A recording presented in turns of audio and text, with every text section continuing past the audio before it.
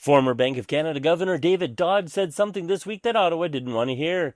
Canada can't borrow its way to prosperity. Today we look at the data behind that warning and whether he's right. Welcome to the Daily Brief Canadian Macro. I'm Steve. Three things today. First, the capital investment numbers, the hard data on how deep Canada's investment hole actually is. Second, the Major Projects Office, what it was built to do and what 9 months of data shows.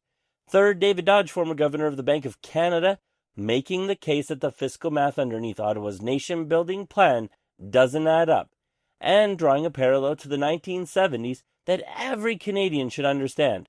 Let's get into it. Business investment per worker. The capital each Canadian worker has to do their job fell from $16,100 in 2014 to $13,400 in 2023.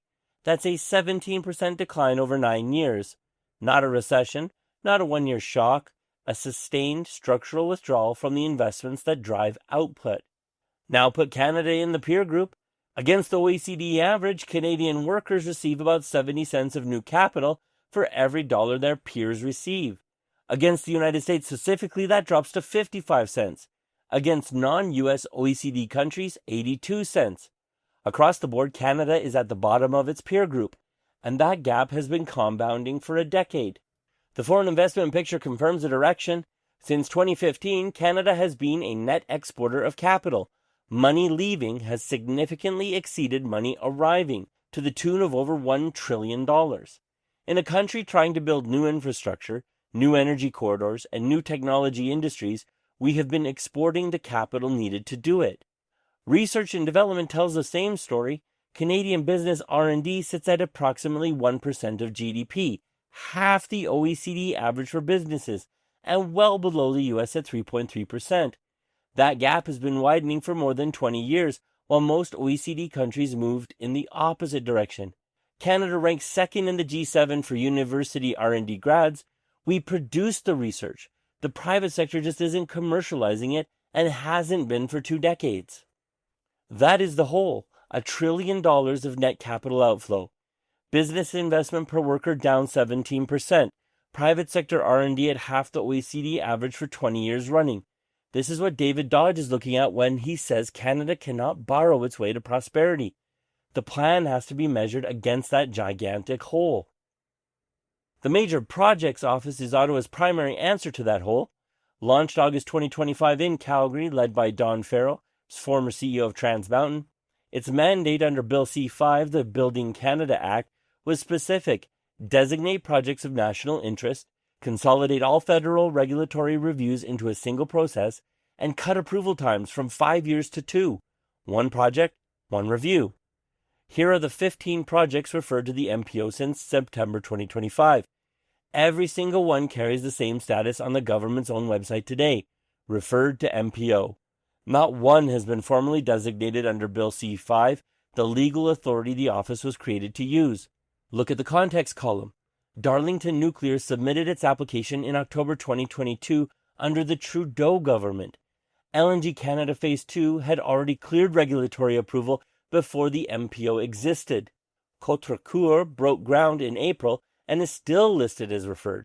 Referred is not built. On May 8th, Ottawa proposed further reforms to the MPO, a 1-year federal approval target, concurrent permitting, a single crown consultation process. The direction is right, but referred is not designated. Designated is not approved, and approved is far from being built. And a former central bank governor is about to explain why the fiscal room to get there is tighter than the announcements suggest. David Dodge governed the Bank of Canada from 2001 to 2008. He has watched Canadian fiscal and monetary policy through multiple cycles, including the last time an external shock met an unprepared federal balance sheet. This week he made 3 arguments that cut directly across the data we have just covered. First, the direction is right, but the math is stressed. The combined federal and provincial deficit is running at roughly 3% of GDP. Manageable, Dodge says, but here is the context 3% deserves. The European Union's own Stability and Growth Pact sets 3% as its deficit ceiling, the line beyond which member countries are required to act. The UK crossed 3% in 2008 and kept climbing. Ireland was at roughly 1% in 2007 and hit over 10% by 2009 when the banking crisis hit. Greece was already above 3% before 2008, and reached 15.4% by 2009. 3% is not the edge of a cliff, but it is the point where the guardrail ends, and Canada is sitting right on it before the investment agenda has even scaled up. Second, Dodge has seen this before. In the 1970s, faced with oil price shock, Canadian governments cushioned the blow. Price controls, subsidies, and deficit spending were used. It felt responsible at the time. By 1980 and 1981, Canada was simultaneously in high inflation and recession. The adjustment that was delayed arrived anyway, and it was far more painful for having been postponed. Dodge draws that parallel today explicitly. External shocks require structural adjustment. Governments that absorb them through borrowing delay the reckoning and compound it. We can take our medicine today, or we can take it tomorrow with interest. The 10-cent fuel excise tax cut is his example of the wrong instinct, a cushioning measure that provides minimal relief while doing nothing for the structural problem underneath. Third, the choice hasn't been named. The government faces three options and is publicly committed to none of them.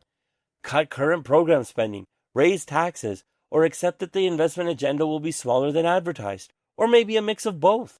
Dodge doesn't describe which. He says the conversation cannot be avoided, though, and the spring economic update, which was supposed to answer that question, didn't.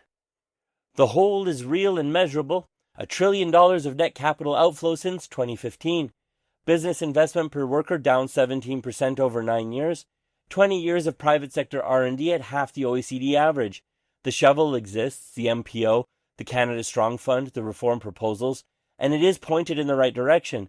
But 9 months in, zero formal designations under its own legislation, and the former governor of the Bank of Canada saying the fiscal room to scale it up is already at the guardrail.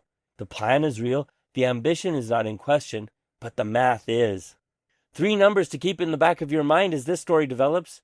Not predictions, but signals. When these move, the story changes. First, business investment per worker. Does the 2024 and 2025 data show a reversal of the 2014-2023 decline, or does it keep falling? MPO bill C5 designations. Does the designation count move off zero? Referred is not designated. This is the number that separates the announcement parade from execution. Third, combined federal-provincial deficit trajectory. Does the fiscal position tighten as the investment agenda scales, or does the 3% floor become a ceiling that keeps rising? Well, that brings us to the end of tonight's episode. David Dodge's full interview is linked in the description below. If you found tonight's brief valuable, please subscribe. Hit the notification bell so you don't miss our next brief, and don't be afraid to comment below with creators or topics you think we should be covering. I'm Steve, as always. Nothing here is financial advice. Everybody's situation is different. Please do your own research and speak with a qualified investment advisor before making any financial decisions. Good night.